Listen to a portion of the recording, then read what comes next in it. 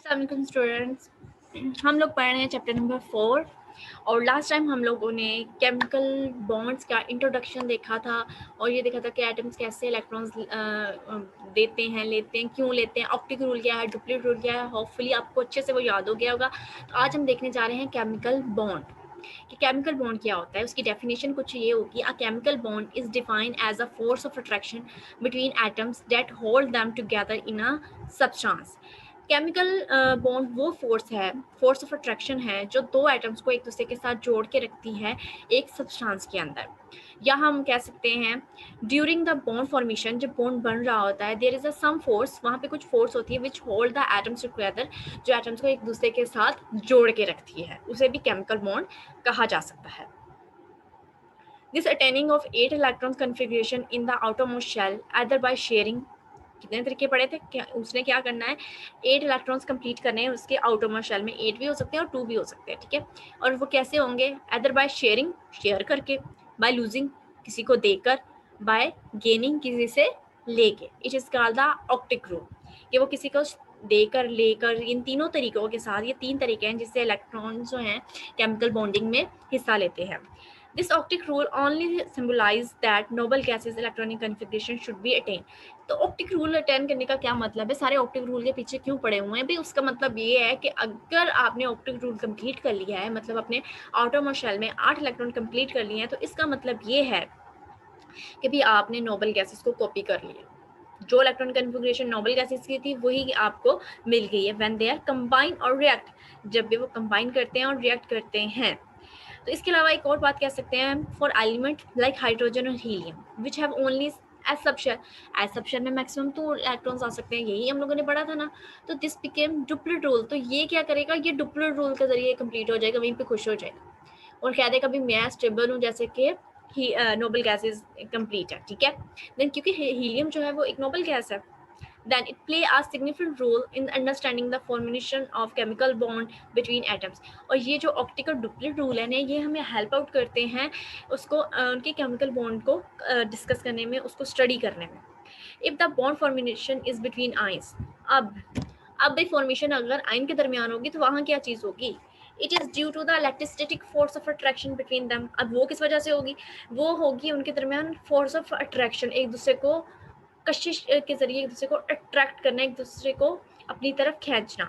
इस force of attraction की वजह से आयंस के दरमियान, क्योंकि कुछ आयंस होते हैं पॉजिटिव, कुछ होते हैं नेगेटिव, तो नेगेटिव जो है वो पॉजिटिव को अट्रैक्ट करेगा, पॉजिटिव नेगेटिव को अट्रैक्ट करेगा। ऑपोजिट जो पोल्स हैं वो हमेशा एक दूसरे को अट्रैक्ट करते हैं, सेम वाले नहीं, यहाँ पे अच्छे से याद रखना है, सेम वाले नहीं बल्कि जो ऑपोजिट होते हैं वो हमेशा एक दूसरे को अपनी तरफ अट्रैक्ट करते हैं।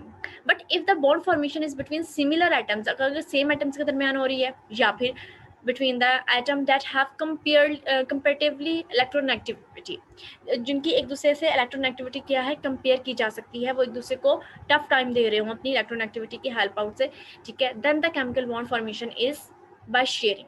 अगर ये 2-3 कंडीशंस होंगी कि ऑपोजिट चार्जेस हैं या फिर सिमिलर एटम है, फिर या फिर एटम्स की इलेक्ट्रोनेगेटिविटी में डिफरेंस है, तो उस दौरान मोस्टली क्या होगा, एटम जो हैं अपना ऑक्टी या डुप्लीकेट कंप्लीट करने के लिए वहाँ पे शेयरिंग करेंगे, ठीक है। दिस शेयरिंग ऑफ इलेक्ट्रॉन में भी म्यूचुअल और वन साइडेड। म्यूचुअल का मतलब है दोनों मिलके शेयर करें, भाई एक तुम दे दो, एक तुम दे दो। और वन साइडेड से मुराद ये है कि भाई एक ही कहता है कि भाई यही कभी तुम रख लो तो कभी मुझे दे दो। When two approaching atoms come closer, जब दो एटम्स एक दूसरे के पास आने लगते हैं, ठीक है, जो एक दूसरे को अट्रैक्ट करें वो एक दूसरे के पास आने लगते होते हैं, then the attractive as well as repulsive forces became operative. तो 2 फोर्सेस वहाँ पे ऑब्टेन होती हैं, एक तो अट्रैक्टिव और दूसरी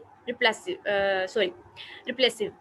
तो इसके बाद क्या होता है यहाँ पर, the formation of a chemical bond is a result of net attractive force. अभी नेट क्या होता है, यहाँ पे कहना कि रिपेल कर रहे हैं, ठीक है।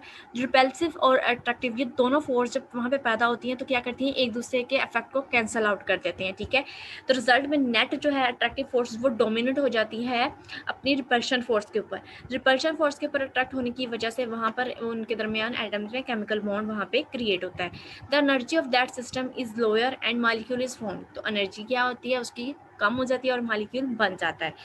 अदरवाइज हम यूँ भी कह सकते हैं इफ रिपल्शन, अगर ये तो होल सीन हो गया कि अट्रैक्टिव फोर्स ने रिपल्शन फोर्स के ऊपर काबू पा लिया और वहाँ पे केमिकल बॉन्ड बन गया, लेकिन इन केस अट्रैक्टिव फोर्स नाकामयाब हो जाती है रिपल्सिव फोर्स को रोकने में, वो एक दूसरे को रिपेल ज़्यादा कर रहे हैं, रिपेल करने की फोर्स ज़्यादा हो जाए तो क्या होगा, तो इस कंडीशन में कुछ ऐसे होगा कि if repulsive force became dominant और no chemical bond will be form, तो अगर वहाँ पे एक दूसरे को रिपेल कर रहे हैं, वो फोर्स ज़्यादा है अट्रैक्शन से, तो वहाँ पे बॉन्ड नहीं बनेगा। बॉन्ड बनने के लिए ज़रूरी है कि अट्रैक्टिव फोर्स जो है वो आपकी रिपल्सिव फोर्स से ज़्यादा हो।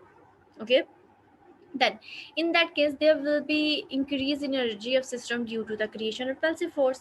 अगर तो अट्रैक्टिव है तो एनर्जी क्या होगी, लोअर होगी, और अगर रिपल्सिव फोर्स है तो सिस्टम की एनर्जी क्या होगी, इंक्रीज होगी। ठीक है, तो ये थी केमिकल बॉन्ड की कुछ खसूसियात जो हमने आज पढ़ी हैं, इसे आपने पूरा याद करना है और अच्छे तरीके से याद करना है। होपफुली आपको समझ आ गया होगा। आज का लेक्चर इतना ही था। अल्लाह हाफिज़।